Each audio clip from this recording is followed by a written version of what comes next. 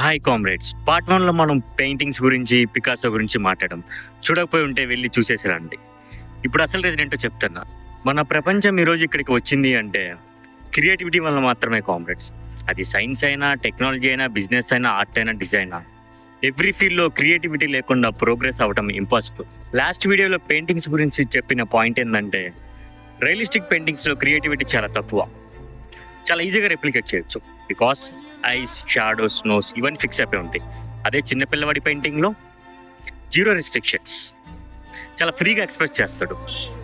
అలాగే ఆర్టిస్టులు కూడా తన ఓన్ స్టైల్ డెవలప్ చేసుకుంటే అదే వాళ్ళకి వాల్యూ క్రియేట్ చేస్తుంది, ప్లస్ అప్రిసియేషన్ కూడా పొందుతారు.